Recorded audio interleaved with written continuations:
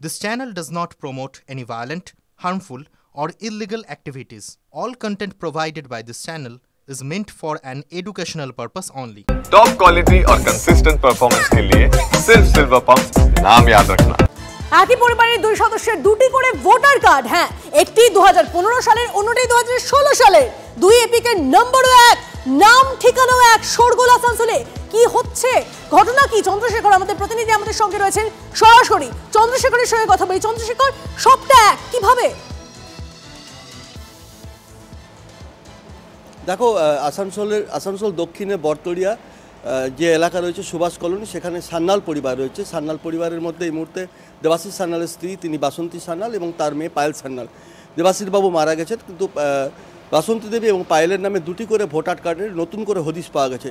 তাদের কাছে ইতিমধ্যে 2016 সালে নির্বাচন কমিশনে অ্যাপ্রুভ করা দুটি কার্ড রয়েছে, যে কার্ড দিয়ে তারা সিম কার্ড তুলেছেন, এতদিন ভোট দিয়েছেন। হঠাৎ করে দেখা যাচ্ছে 2015 সালে অ্যাপ্রুভ করা দুটি কার্ড তাদের বাড়িতে কাউন্সিলর পৌঁছে দিয়ে গেছেন। কাউন্সিলর 57 নম্বর ওয়ার্ড কাউন্সিলর সমিত মাঝি, তৃণমূলের কাউন্সিলর, তিনি দাবি করেছেন এই কার্ড দুটি তিনি নাকি সাফাই কর্মীদের কাছ থেকে পেয়েছেন, কুড়িয়ে পেয়েছেন, তাদের হাতে তুলে দিয়েছেন। আর এখান থেকে শুরু হয়েছে রাজনৈতিক চর্চা। এই দুটি কার্ডের জন্ম কোথা থেকে হলো, কীভাবে তৈরি হলো, কারা বানিয়েছিল, কাউন্সিলরের কাছে এলো কীভাবে, এই কার্ডের কীভাবে ব্যবহার হয়েছে। আসলে এই পরিবার, এইসব ইসিএল ইস্কো অঞ্চল, যেটা আসানসোল শিল্পাঞ্চল, এখানে অনেক পরিবার রয়েছেন যারা কর্মসূত্রে বাইরে থাকেন, যাদের বিয়ে হয়ে গেছে, এরকম যাদের ভোটার তালিকায় বা অনিয়মিত ভোটার, সেই ধরনের ভোটার তালিকা তৈরি করে, অনিয়মিত ভোটারদের তালিকা তৈরি করে এরকম ধরনের ভুয়ো ভোটার কার্ড হচ্ছে বলে কাউন্সিলর নিজেই অভিযোগ করছেন, এবং তিনি বিজেপির দিকে অভিযোগ করছেন, বিজেপিও পাল্টা অভিযোগ করছে।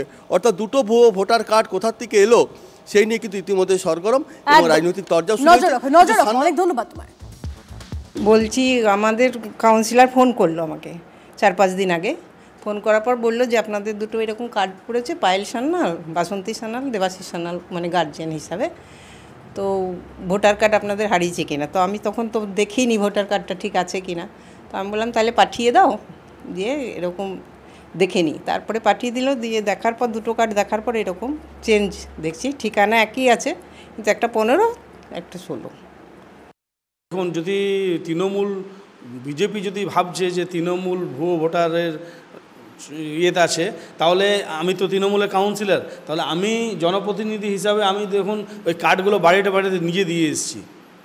আমি তো দিয়ে এলাম, কার্ডগুলো পেলাম যে না আপনার কার্ডটা রাস্তায় পড়ে গেছে। আমি ভাবলাম হতে পারে কার্ডগুলো জেরক্স করতে গিয়েছিল, পড়ে গেছে, ব্যাগ দিয়ে পড়ে গেছে, এটা তো হতে পারে। তার বাড়ির লোকরা বলছে না, কার্ড তো আমাদের বাড়িতেই আছে, কার্ডটা এলো কোথার থেকে। যে ইলেকশন কিভাবে হয়, কিভাবে মানুষ যায় গেট অব্দি আর ঘুরে চলে যায়, এইরকম ঝুড়ি 10 ভোটার কার্ড নিয়ে একটা মানুষ 20টা 22টা 30টা করে তৃণমূল কংগ্রেসের লুম্পেনরা ভোট দেয়। এই তো চলে আসছে, এইভাবে তো নির্বাচনকে প্রহসনে পরিণত করেছে এই সরকার। এই বিষয়ে আর নতুন করে কিছু বলবার নেই, গোটা পশ্চিমবঙ্গ জানে কি চলছে। সমবায় সমিতিতে জমানো টাকা না মেলায় বিনা চিকিৎসায় মহিলা মৃত্যুর অভিযোগ। চাঞ্চল্য ধূপগুড়ির বারোঘড়িয়া এলাকায়। অভিযোগ, 9 মাসের বেশি সময় ধরে তালা বন্ধ সমবায় সমিতির সেই অফিস। আর ঠিক কি অভিযোগ সামনে আসছে জানবো, আমাদের প্রতিনিধি রনি আমাদের সঙ্গে রয়েছে। রনি, যেমনটা জানা গিয়েছে, এখনো পর্যন্ত ধূপগুড়ি মহকুমার অন্তর্গত বারোঘড়িয়া গ্রাম পঞ্চায়েতের দামবাড়ি সমবায় কৃষি উন্নয়ন সমিতি, সেই সমবায় সমিতিতে টাকা রেখেছিলেন প্রায় 3 শতাধিক আমানতকারী, এবং যারা সেখানে টাকা রাখার পর সেই টাকা ফেরত পাচ্ছেন না প্রায় 9 মাস ধরে, এবং সেই কারণে কিন্তু চিকিৎসা করাতে না পারায় আরতি দাস নামে এক মহিলার মৃত্যু হয়েছে আজ, এমনটাই অভিযোগ পরিবারের। এবং শুধু এই মহিলার নয়, বছরখানেক আগে আরেকজন আমানতকারীরও এইভাবেই মৃত্যু হয়েছিল বিনা চিকিৎসায় বলে দাবি উঠেছে, এবং গোটা ঘটনা নিয়ে কিন্তু চাঞ্চল্য তৈরি হয়েছে। বারবার সমবায়গুলি নিয়ে দুর্নীতির অভিযোগ উঠলেও এখনো পর্যন্ত প্রশাসন কোনো প্রয়োজনীয় পদক্ষেপ গ্রহণ করেনি, এটাও কিন্তু অভিযোগে উঠেছে। যদিও ধূপগুড়ির বিডিও সঞ্জয় প্রধান ফোনে জানিয়েছেন যে তিনি গোটা ঘটনা তদন্ত করে দেখবেন, কেন টাকা পাচ্ছেন না আমানতকারীরা, প্রয়োজনীয় পদক্ষেপের আশ্বাস দিয়েছেন।